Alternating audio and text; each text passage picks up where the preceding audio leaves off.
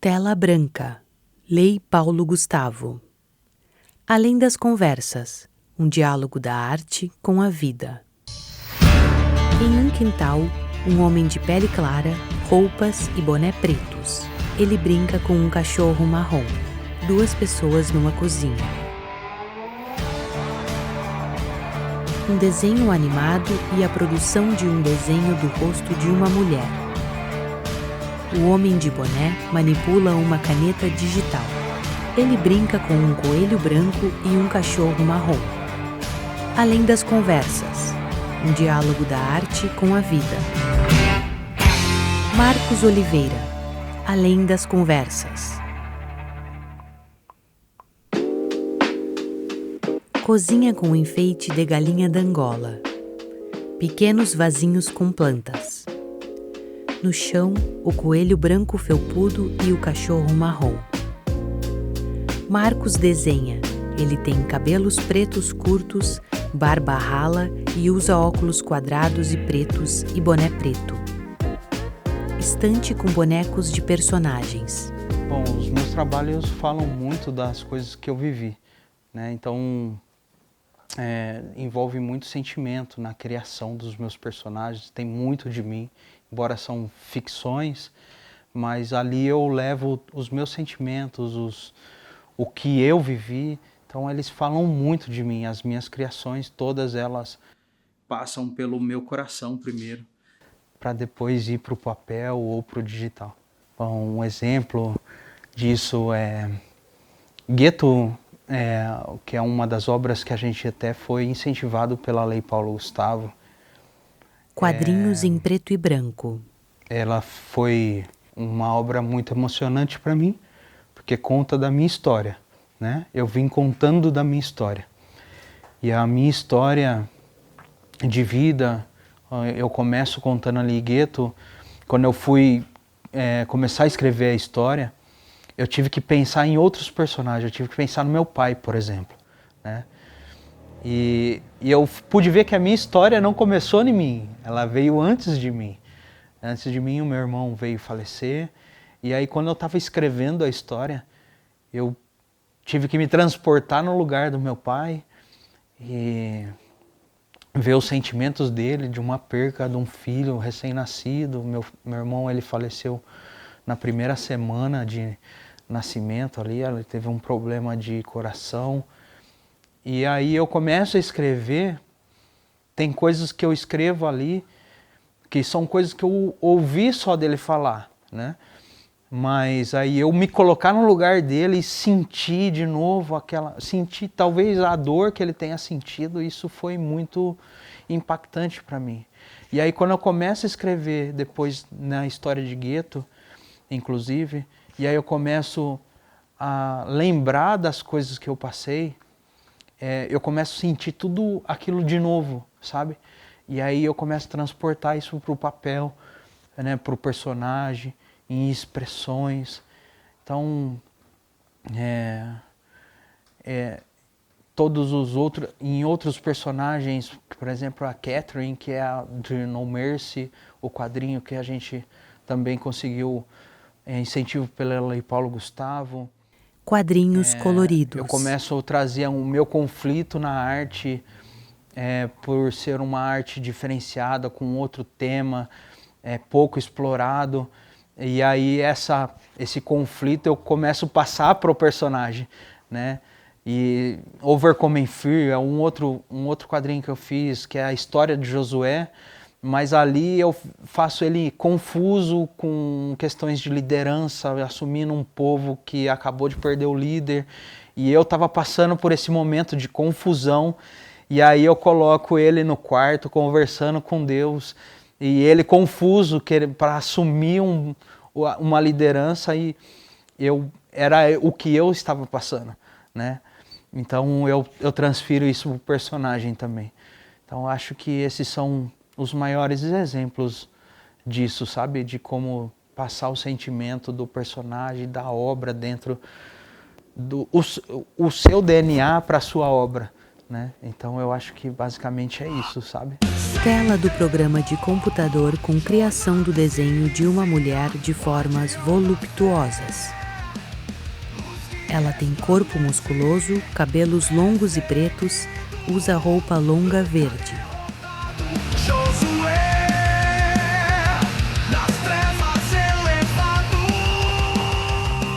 Os meus personagens e os meus quadrinhos, eles servem sim como uma terapia para mim, assim como eu posso ver em outras pessoas, sabe?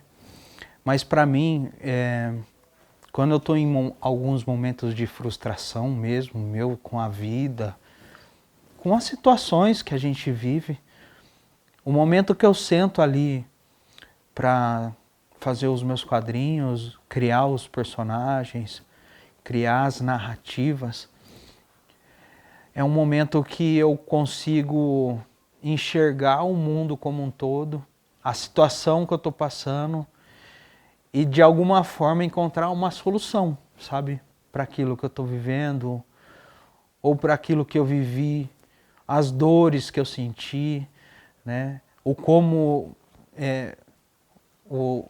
eu consegui alcançar de alguma forma.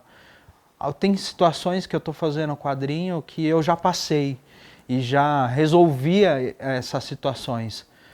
Então, tá colocando ali no papel, às vezes é mais a busca do alcance de outra pessoa, sabe? De que talvez possa ter passado o mesmo do que eu.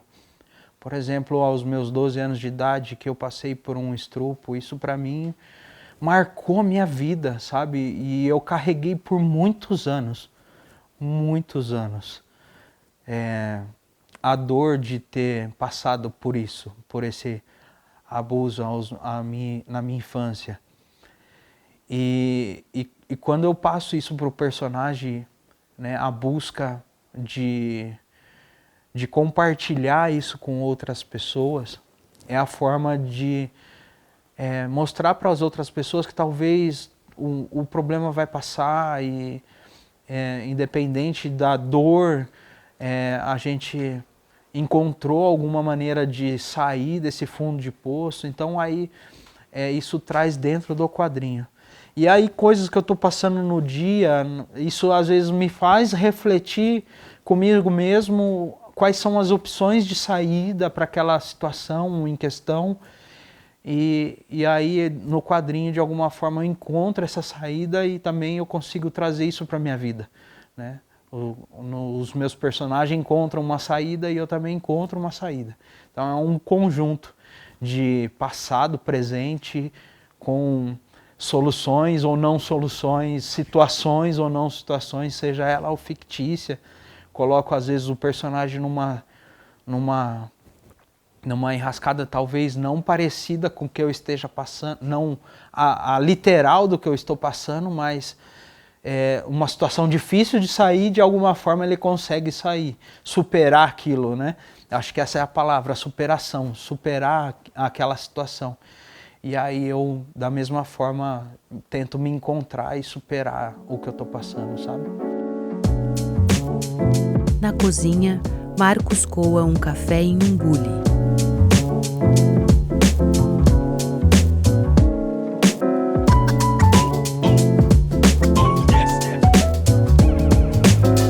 Coloca o café em uma caneca escrita Marcos Oliveira, #Fui no Corujão. Cheira o café e faz um aceno de convite com a mão. Bom, o que me encanta nele assim, é a generosidade dele e a habilidade também que ele tem em exercer o dom dele. Que é Juliana Cássia Andrade.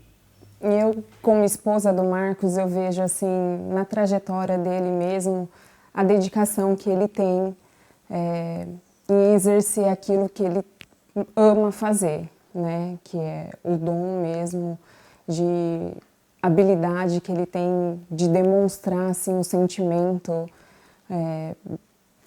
exercer com amor mesmo, sabe? Assim, não só, digamos, a profissão, mas aquilo que ele ama mesmo fazer. Ele conta assim as ideias novas para mim Até, no entanto, um outro dia ele me chamou, ele falou assim, vem aqui que eu quero te mostrar algumas páginas que eu já tenho escrito. E assim, eu fiquei assim apaixonada mesmo, sabe? Pela riqueza de detalhes que ele conseguiu expor isso ali no roteiro ali, que eu falei assim, nossa, como que você consegue expressar assim, sabe, todo o sentimento, porque querendo ou não, você acaba se colocando ali no lugar, né? E muitas das vezes os nomes dos personagens pode estar trocado, mas eu sei de quem que ele está relatando ali, né?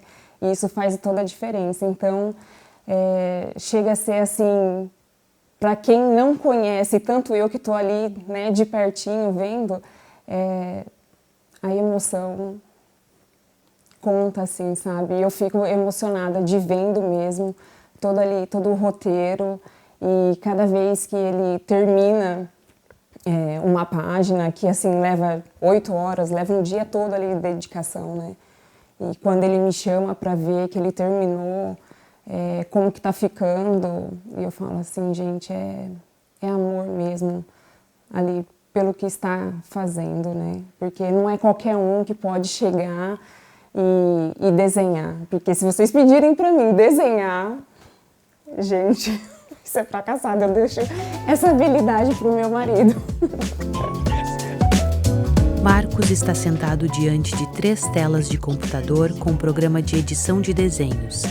À direita, uma luminária acesa e revistas em quadrinhos. Ele levanta-se e sai.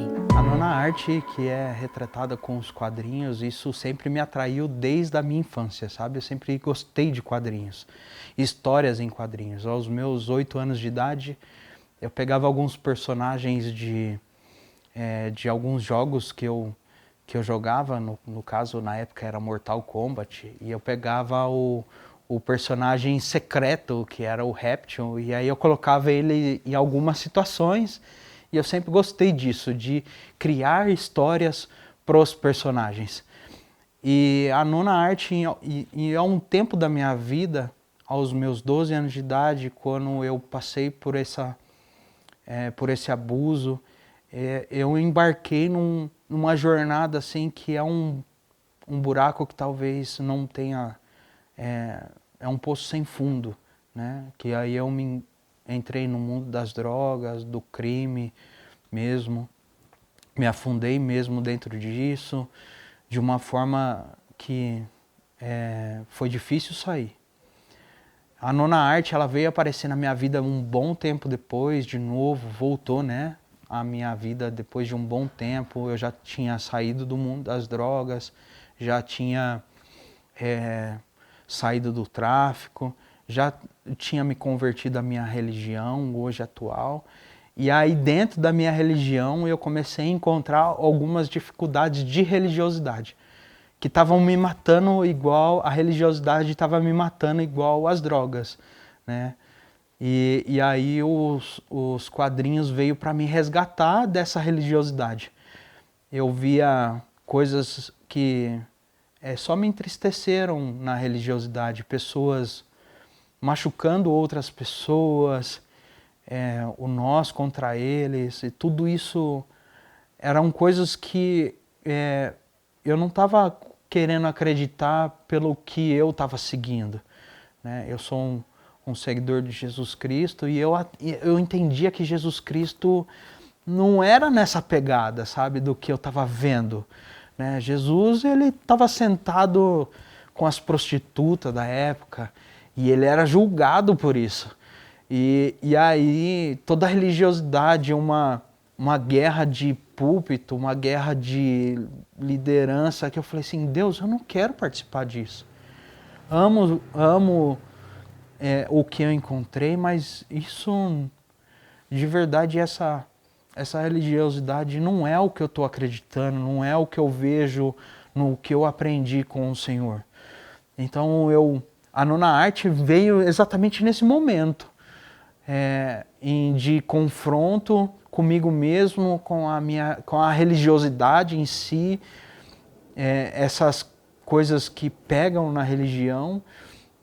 E aí eu falei assim, não, eu vou continuar falando, sabe, do amor que eu recebi, mas e aí eu me encontro de novo com o lápis, o papel. Eu tive uma experiência sobrenatural mesmo. Eu ouvi a voz de Deus falando muito alto dentro de mim.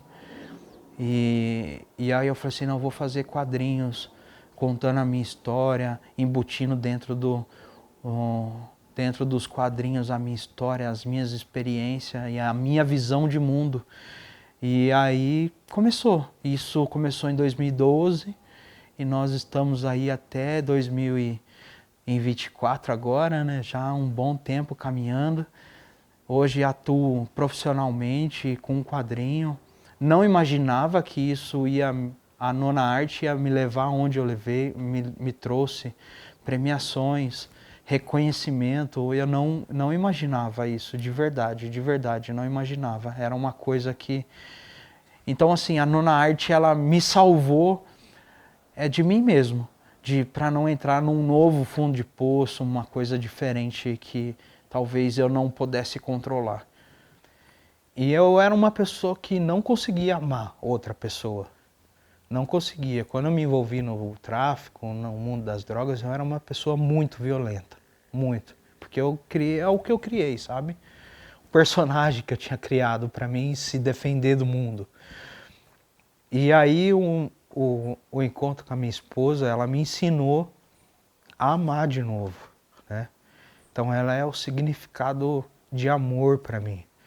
Ela me ensinou a amar os meus pais, a ensinou a amar minha mãe, independente de tudo.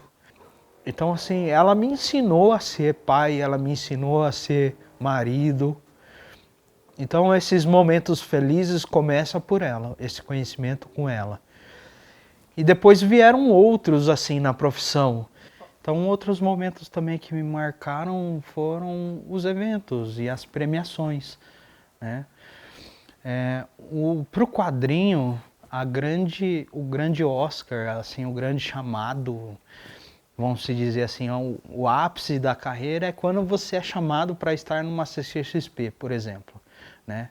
E a CCXP de 2021 e 2022, que foram online, eu estive na do Brasil. E eu também fui convidado para estar nesse ano na CCXP de San Diego.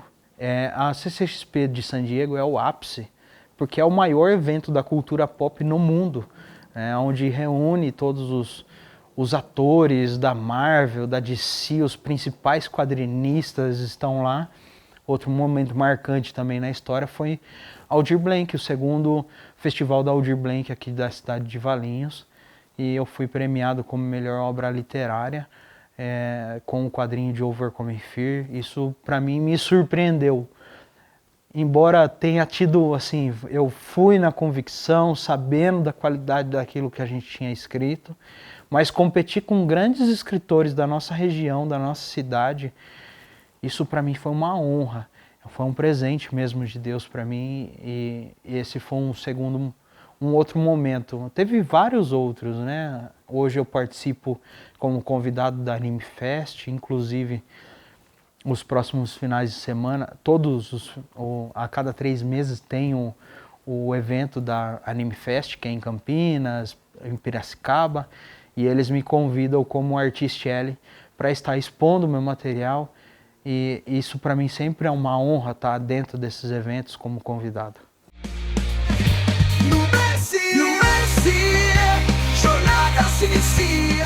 Cenas da animação No Mercy. Um carro e um motoqueiro musculoso correm enquanto são perseguidos por helicópteros que atiram bombas. Então, outros projetos que agora são muito desafiadores para mim, inclusive é o No Mercy. No Mercy é um nome, eu trago os meus quadrinhos todos em nomes em inglês. É porque é comercial, o brasileiro gosta dessa questão do inglês, né? Muitos não gostam, criticam porque eu não coloco o nome em brasileiro. Mas No Mercy para mim tem muito significado esse nome. Eu tinha uma tatuagem no meu braço direito, aqui Mostra o embaixo braço. dessa tatuagem, eu tinha escrito No Mercy, que já cobria ela. Então aqui eu tinha um palhaço e era escrito No Mercy, que significa sem misericórdia, sem piedade. E eu era esse cara. Como eu falei, eu era um cara violento demais. E quando eu ouvi essa frase, eu falei assim, cara, eu vou tatuar isso, porque eu não tenho misericórdia mesmo. Tinha vestido esse personagem. Eu falo que é um personagem porque não era eu. Hoje eu sei quem eu sou, mas na época eu não sabia quem eu era. E aí, quando eu comecei a fazer esse quadrinho, que é No Mercy, eu falei assim, não, como que vai ser os personagens, né? Qual universo ele vai viver os personagens? Aí eu trouxe um universo cyberpunk, e aí esse universo cyberpunk normalmente ele é ditador, uma coisa mais perseguida. Se vocês verem toda a narrativa cyberpunk é assim, tem um governo que está pressionando aquele povo e tal, é sempre assim, né? E aí eu falei assim, cara, um mundo sem misericórdia. Então por isso veio o nome de No Mercy mesmo, de os personagens estarem em busca de uma misericórdia e eles vivendo num mundo sem misericórdia. E esse projeto trouxe muitos desafios, porque ele não é só um quadrinho. O quadrinho já estava meio que andado, mas aí a proposta veio aumentando para ser um game interativo, uma animação. E aí No Mercy ele é um universo compartilhado. A história começa no quadrinho, aí a gente criou um game que é para conversar com o quadrinho. Então a história termina no quadrinho, continua no game, o game vai terminar a história e vai começar na animação. Então são plataformas diferentes, comunicando o mesmo universo com personagens diferentes, desenvolvimentos diferentes. E isso trouxe muitos desafios. Embora eu consiga eu sei fazer a programação de games 2D, como o game ele se interage, eu também tive a participação no FIC, a premiação. Ganhei como melhor game criado no FIC, que é a Feira Internacional do Cinema Cristão, de 2022, se eu não estiver enganado, não me recordo de cabeça. Mas eu ganhei como melhor game, é um game 2D. E aí quando veio No Mercy para vir para uma proposta 3D, foi um desafio maior, porque é outra linguagem. Embora eu tenha toda essa questão da programação, eu precisei trazer uma equipe. Contratei uma equipe para produzir o game, contratei um animador para fazer a animação. Então assim, eu tive que trazer outras pessoas para que a mesma qualidade do quadrinho fosse para os games e para a animação. Que hoje, inclusive, a animação foi feita em 4K. No Mercy é uma obra que eu quis trazer um pouco de reflexo dos dias atuais. Guerras que a gente está vendo por aí no mundo, tem guerras que acontecem que não são noticiadas, né? Então eu peguei também um pouco de teoria da conspiração, embora eu não faça parte desse grupo, mas eu achei um tema legal para fomentar o quadrinho, né? E aí eu começo com uma possível terceira guerra mundial, onde um governo assume a liderança de tudo, única no mundo, né? Então só tem um governo no mundo. E aí vem com essa pegada de tecnologia, clones, né? Então a humanidade não existe mais, uma humanidade comum. São todos clones, né, no quadrinho. E eles não sabem, eles estão em busca disso, em busca de saber o que está acontecendo no universo.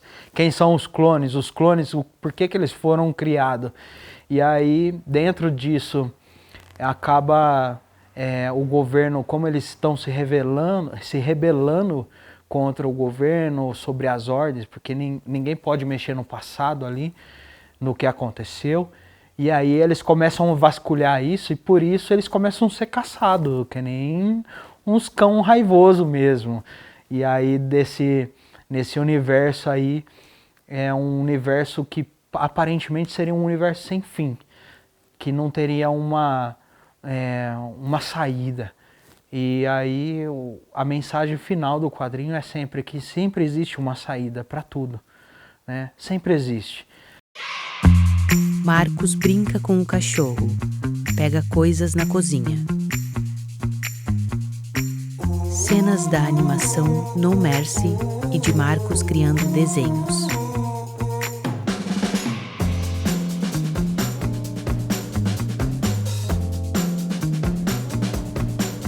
Ele brinca com o coelho e o cachorro. Créditos selecionados. Direção e roteiro, Maura Âmbar. Direção de fotografia e montagem, Elaine Ronzella Âmbar. Produção, Tomás Cajueiro. Audiodescrição, Cristina Kenny e Ednilson Sacramento. Realização, Lei Paulo Gustavo, Ministério da Cultura, Governo Federal, 2024.